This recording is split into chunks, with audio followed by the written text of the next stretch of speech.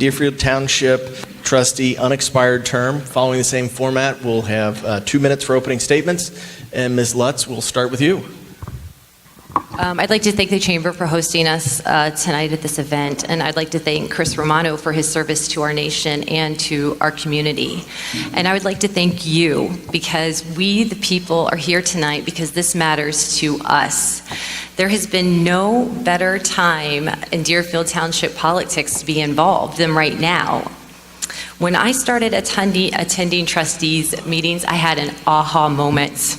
And that aha moment was like, these guys affect my quality of life. And I didn't like what I was seeing. So herein lies the most exciting part of politics. Being involved at the local level can incite change. So I did what anybody would do if I showed up at a Board of Trustees meetings for 10 months and didn't like representation. I decided I would run for trustee, and that's what I'm doing. So I went out and I got involved and I knocked on doors and I listened to you talk about your fight trying to be heard, Long Cove. And I heard what you said when you said you were disappointed with the trustees' heritage green. And I heard you, Landon, when you were told that there's no one taking responsibility upstream for the erosion of Simpsons Creek. And I heard you, Cherry Brook, about the stormwater flooding. And I stood in your backyards and I listened to Crooked Tree. And I walked ankle deep in water with you in Loveland Park. I started to immediately make a difference in my community just by listening. This is something we have not had with this Board of Trustees. You have an opportunity on November 7th to make a change. You have the opportunity to change the future of our township, because a vote for Lutz is a vote to be heard. A vote for Lutz is a vote to be involved again. You have the power because you have a voice. I am working for you, not against you. I don't have an agenda except to serve you. We may not always agree, but I will always speak respectfully to you. Mr. Romano. My name is Chris Romano, President of the Deerfield Board of Trustees. But of course, most of you already know me. I've been solving community problems for the last 12 years. And if reelected, I'll continue to do so. I know being direct, as I often am with people, can make some uncomfortable. But this campaign and this event are intended to draw distinctions between candidates and their positions. In politics, as in life, I'm an open book, and I live my values publicly. I'm a socially and fiscally conservative, immensely hardworking, unequivocal husband, father of 5, military veteran, and businessman. I value integrity and clarity over warmth and friendliness. I go after everything I do with vigor and intensity, and despise indecisiveness, timidity, and failure. My candidacy is based on a 12-year, very public track record of accomplishments. You can review my record on my website, chrisromano.com. As you'll hear tonight, our community is strong in virtually every demonstrable way. That strength can be tied to our fiscally conservative approach, which has enabled us to support growth and stabilize our infrastructure while maintaining balanced budgets, building capital reserves, and aggressively paying off debt. I believe this race is between competent, experienced people and some fully unqualified challengers. It's also a race between conservative pro-business leaders and liberal anti-business wannabes. I share this with you not simply to be brash or incendiary, but to help set the direction for this event, to shed light on who these candidates are. I hope it will provide some much-needed clarity to a race that has thus far been filled with ambiguity, platitudes, and innuendo. It's time for precision and specificity. The assignments that we're chasing are challenging as they are important, and they deserve to be filled by experienced, focused leaders, not by single-issue amateurs unsuited to the challenge of running this thriving, attractive, well-positioned community. So stick with us as we explore why together in this race, experience matters. Thank you both. So we're going to move to more of a speed round form question. This question is designed to have a few words response and no rebuttal, and we'll start with you, Ms. Lutz. How long have you lived in Deerfield Township? 7.5 years. Mr. Romano? We moved here in 1994. Okay. All right, same speed round form, starting with Mr. Romano this time. How many times have you voted in local elections during your residency? Every single election since 1994. Too many good Americans have died preserving that right from me to not repay their loyalty and commitment. Thank you. Ms. Lutz? Not every single time. I wasn't paying attention on the local level. Thank you. All right, we're going to move on to another area here. As part of the questionnaires that you filled out for this forum, you were asked to list 3 things that you would like to achieve while in office. Ms. Lutz, we'll start with you. We'll give 30 seconds. What of those things, what's your top priority, and how would you go about achieving it? My top priority right now is I think that it's time for Loveland Park to have clean water pipes. They have had 60-year-old cast iron pipes that are bursting at the seams, and this is not a good or adequate way to live for anybody in our township. That's the number one thing we need to focus on. When I talked to the Warren County Water and Sewer Deputy Sanitation Engineer, he agreed, and we have this on the books for next summer. Thank you very much. Mr. Romano. My number one objective would be to maintain an under 6-minute response time for all safety services throughout the town. As many of you know, beginning in 2010, we had a partnership with the City of Mason that essentially sends whatever is the closest equipment to the call. And that agreement has sped up our response time and lowered our costs dramatically. I want to see that improved by adding a 4th station in the Northwest. Excellent. Thank you. So we're going to move to a question on regionalism. As the Mason-Deerfield Chamber recently rebranded in 2015, it was an intentional focus for us to unify the 2 communities, especially with at the forefront. We believe wholeheartedly that political subdivision lines do not define business success. So this is a 2-part question, and we ask that you answer both parts, starting with Mr. Romano. Do you support regionalism with the City of Mason, yes or no? If yes, give one specific example of how you would demonstrate that support, and if no, please share why not. My answer 60 is... seconds. I apologize. You have 60 seconds to respond. My answer is absolutely. Hopefully that qualifies as a yes. But the answer as to how is take a look at what we do right now. We collaborate with the City of Mason extensively on parks, on fire, on roads, and other infrastructure projects, and I would encourage us to continue doing that. In addition, I would add one major component of collaboration with economic development. That we've invited the city and the city leaders, the city manager and the mayor to play a role in our ongoing strategic action agenda that's been underway for the last couple of months. They're a crucial role because what we do in terms of economic development has to fit nicely with what they're already doing and what they will do in order for us to have a synergistic outcome. And that's what I'd be pushing for, is for us to make those improvements to our planning starting as soon as the strategic action agenda is developed, which should be in April. Thank you. Ms. Lutz, you have 60 seconds. Yes, I would support that highly. I read recently J.P. Morgan Chase is dedicating $30 million over the next 5 years to foster small business cluster strategies because it is such a vital part of economic growth in cities these days. When I was talking to the Warren County Small Business Development Center, I was asking him exactly how they gauge who's coming to that center in Lebanon. Well, 25% of small business owners that live in Deerfield and Mason go to Lebanon. I think it would be a fabulous idea regionally to find that location for that next incubator where we can foster and we can grow and we can support small business that lives and resides within our region. There's no downside to this at all. It would be great to bring younger kids in to witness this, and it gives them an opportunity to see business at work. Thank you both. Do either of you have any rebuttals you would like to offer? There's a 30-second opportunity. All right, thank you. We'll move on. All right. The role of Township Trustee is more executive administrative than legislative. We'd like to learn more about your qualifications, and with the responsibility of trustee leaning more toward running a multi-million-dollar business, please share your relevant business experience and give an example of how you've solved a relevant complex business issue. Ms. Lutz, we'll start with you. So I am a communication major, and communication with the public, with your shareholders, is vital to the success of any project, especially when you need community buyout and input.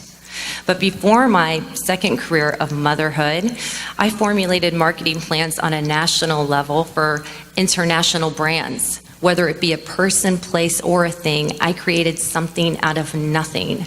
I took things you'd never heard of before and made them household names. That's managing a budget. That's managing multi-million-dollar budgets. That's creating ROIs. That's watching ROIs. That's making sure if you're not getting a return on investment, you're flexible enough to go in another direction. I managed a national staff of employees at the age of 22. Nobody was younger than me, but everyone was 20 years older than me. I generated multifaceted revenue system streams that individuals could use as a gauge to see what kind of revenue we were generating in the market. Thank you, Ms. Lutz. Mr. Romano. In addition to running that exact $30 million budget that you're talking about for the last 12 years and very successfully with generating budget surpluses for the last 5 years, I own and manage a 10-year-old operations consultancy that focuses on small and medium-sized companies and charities. Mostly they're ones that are struggling to overcome obstacles of growth and expansion. Often what's required is a restructuring and a return to basics, followed by tactical personnel decisions and focused leadership. Typically, after a short period, my clients find light at the end of the tunnel and achieve superior outcomes. I'm good at it because it takes someone who can cut through clutter and focus laser-like on the most important issues. There's also a spot in business that values someone who will always tell the client the truth, regardless of how painful it is.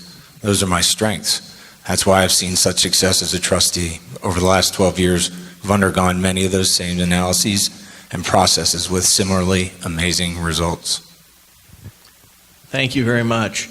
Do either of you would like to say any type of rebuttal to the other? Ms. Lutz, any rebuttal to what Mr. Romano said?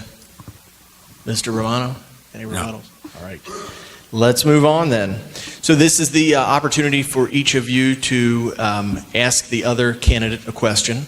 And we're going to flip this just a little bit. So after you've asked the question, they've answered, and you've each answered, we will ask you how you would have answered the question. Ms. Lutz, we will, I'm sorry, no, see, I've already screwed up. Mr. Romano, we'll start with you this time. What question would you like to ask of Ms. Lutz? I'd like to ask you if you can pick up the ball where Mr. Wagner dropped it with regard to explaining the TIF and the advantages and disadvantages to maintaining it or closing it. So when we talk about the TIFs, the interesting thing here is overall, this is a very good plan. We do need to close the TIFs. We have hit an area where there's nowhere else we can put that money. So if that money if we don't close out the TIFs, there's nowhere else to use it.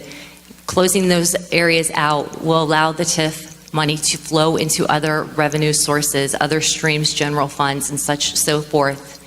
So the overall idea of closing these TIFs is actually quite good, and it is quite good for how it affects the school systems. What I am not going to concede is anything else in the debt-free plan, because all I've seen is a memo on that, and all the in-betweens on that memo, including possibly a $4 million township administrator office, doesn't make sense to me. But closing the TIFs overall to generate funds where they need to go and increase our levies, yes, that's a good idea.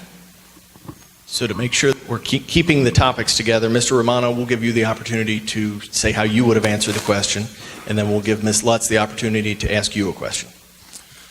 Yeah, the TIF has been an incredibly valuable tool for the township and for the surrounding area.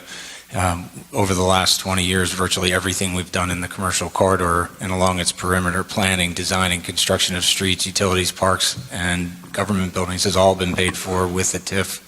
Just this year, the TIF paid $6 million worth of projects and gave another $4 million to our schools.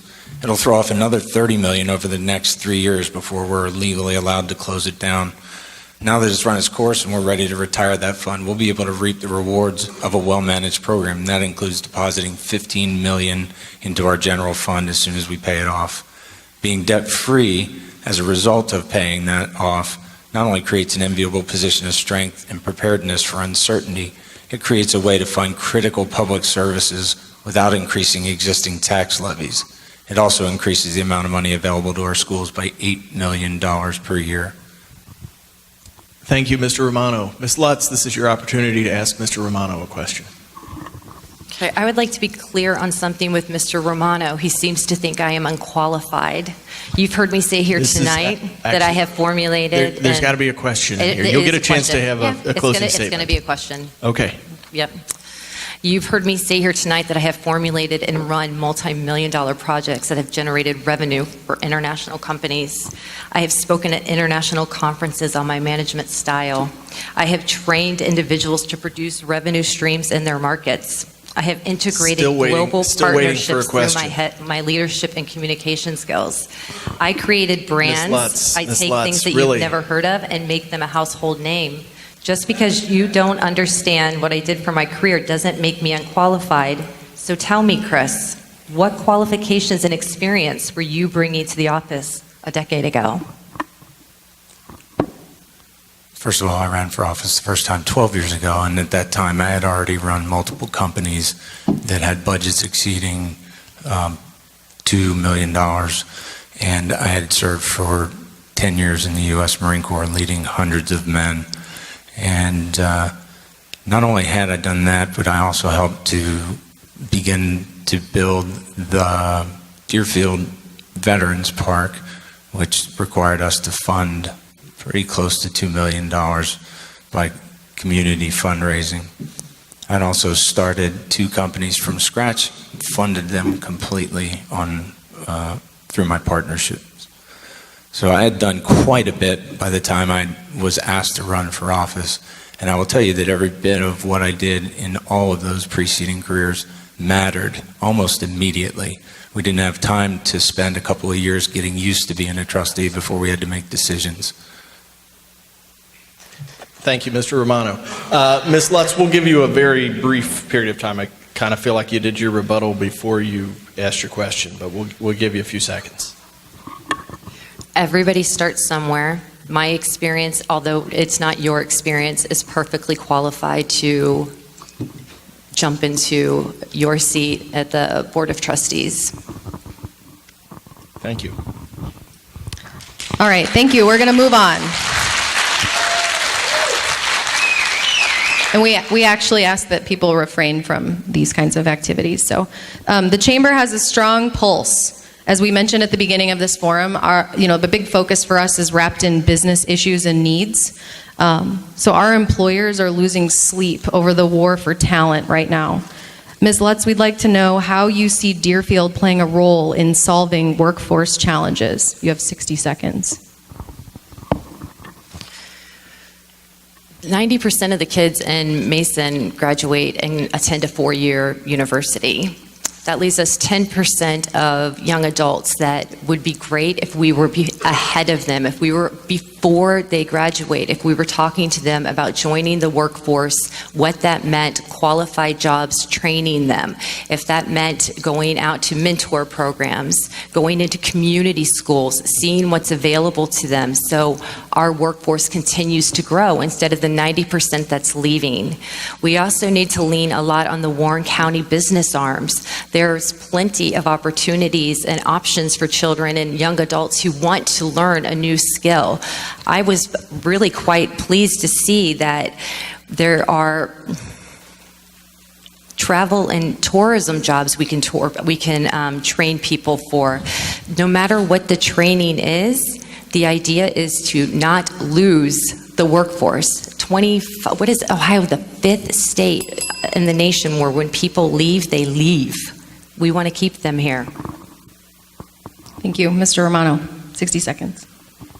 As one component of our ongoing strategic action agenda, which was pretty instrumental in getting started in Deerfield, I proposed developing tools to identify, measure, and track industry clusters, labor market stressors, and outcomes that are related to employment and wage levels, so that we can inform the development of a regional plan to narrow the skills gap for in-demand occupations, as well as attracting and expanding these cluster companies to strengthen our regional economy. That plan would include identifying target sectors, unfilled skilled positions required competencies, available training and education, and we would work through education and training partners to align the region's training supply to that demand. And then we would collaborate with establishing regional service strategies and delivery agreements with those partners. Ultimately, such a tool could serve as a barometer for success in both solving workforce training needs, but also in aggressively growing our economy. Thank you both. Any rebuttals? There's an opportunity for a 30-second rebuttal. All right, we'll move on. Mr. Romano, we're going to start with you on this one. 60 seconds. Deerfield's Plan 2020 has the township positioned to be debt-free by 2020. Do you support Plan 2020, yes or no? If yes, why? If no, why not? I help write the plan. I also help put us in a position where we can actually achieve becoming debt-free. So, of course, I support it. At the beginning of my first term, we had nearly $50 million worth of debt. Now, thanks to our conservative fiscal policies and strong economic growth, we have less than $23 million, and some of that only remains because some of the bonds won't let us prepay them yet. $17 million of that 23 is tied to the tax increment financing program. And we've already discussed how amazing that TIF has been for the township. So once we move towards refunding the TIF program, we're also going to pay off a remainder of a couple of park bonds. Being debt-free provides us a unique opportunity to be positioned for the future, which will be somewhat uncertain. It also gives us an opportunity to borrow at levels that we may need for additional growth and to strengthen infrastructure as the town continues to grow. Thank you. Ms. Lutz, 60 seconds. What I've seen of Plan 2020 is a memo. That's what's online. It's a memo. So asking me if I agree with this memo, I'm not going to be able to answer that in an adequate way. What I can tell you is that closing out the TIFs on a high level is a very good thing. This I know. This I'm fine with. The in-between stuff, all that in-between stuff I can't comment on. It's in a memo. So overall, close the TIFs. Inside the memo, we got questions about that, all the in-between stuff. Any rebuttals? There's a 30-second opportunity for a rebuttal. The bulk of the plan is contained in our budget. We have a budget that's laid out for the next 10 years, and if you read the budget, if you could read the budget and understood it, you would see that the plan is laid out in that budget over the next 10 years. It includes paying for the remainder of the outstanding debt, and it includes a couple of capital budget projects that will either be paid for using TIF funds or will be paid for from the general fund. Ms. Lutz, do you have a rebuttal? Chris has obviously been doing this a long time. And the reason that we have a township administrator is because he runs the day-to-day of the town. This can be explained to me in no time at all. The stuff I question inside a $4 million township administrator building, I don't understand why that's in here. That's why I'm saying there's stuff on the inside that I wouldn't feel comfortable saying I'm supporting. All right, thank you. All right. This is going to be it's going to be one of those topics we're going to give you an extra minute. So there'll be 2 minutes to answer this one. Ms. Lutz, we'll start with you. The Mason-Deerfield Chamber is an advocate for economic prosperity, which is fueled by our local economy. It's important for us to understand viewpoints on future growth and job development opportunities, such as the former Kingswood Golf Course. Do you support the development of the former Kingswood Golf Course, and why or why not, please? I'm going to say on Kingswood what I have said for the last year. That is public property, and the property belongs to the public, and the public should have a say. I never had a problem with development of that property if the public wanted it so. We've been paying for the property for 10 years. The public should have had a choice. I wasn't afraid of the outcome of that. It belongs to the public. Please allow them to have a choice. So do I support the development of it? It's not up to me. It's up to the public. I would revisit that with the public. And I would be very, very cautious of the flyer that was sent out. This is nothing but marketing. This isn't real numbers. If there was a $290 million build out, a 70% build out, then this number becomes true. So this $4 million goes to the school after there is a $290 million build out on the park. Anything less than that, it's not $4 million. This is trying to sell you a bag of goods. I'm ashamed it came from the township. It's propaganda. It's not real. You should have had a choice to vote on it. You should have had a choice on what you wanted to put on that property. And that would have been the right thing to do. 1,600 registered voters signed a petition to have a choice. They weren't given a choice. They're getting propaganda. This isn't real. This is hypothetical. All right, Ms. Lutz, I'm going to push you in the same way that I'll push Mr. Romano if he doesn't answer. Yes or no, though? Are you in favor of development of the golf course? I can answer that question, can I? I just answered it. It's up to the people. Thank you. Mr. Romano, would you like to say anything? Absolutely.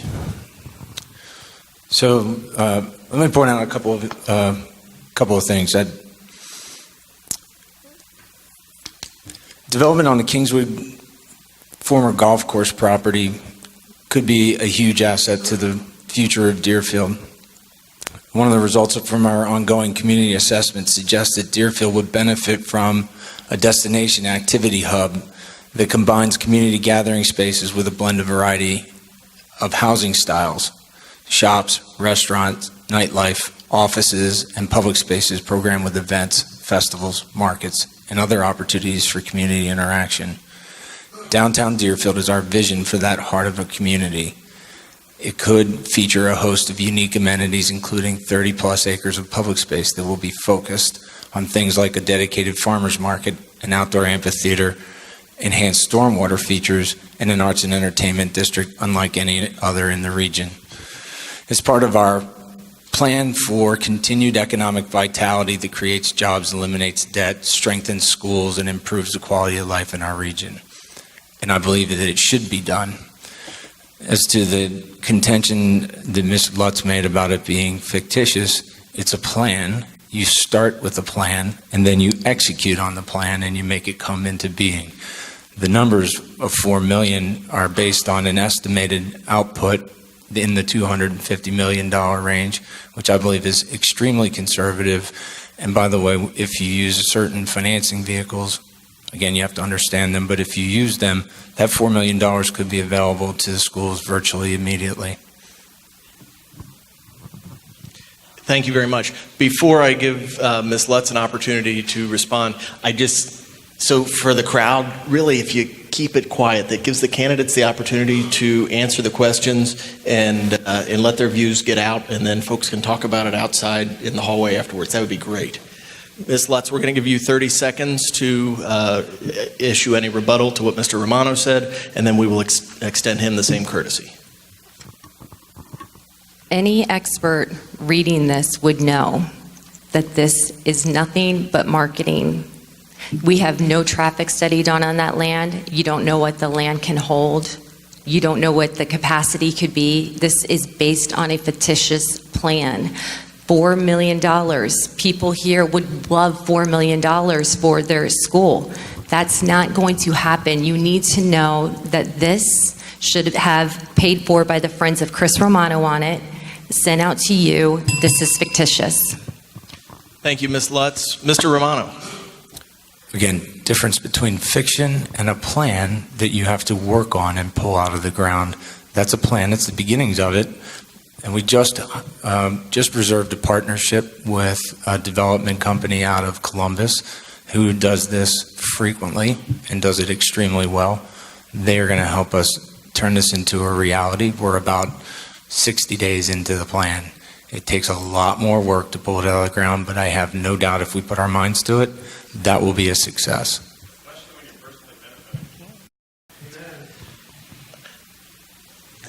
Just do it.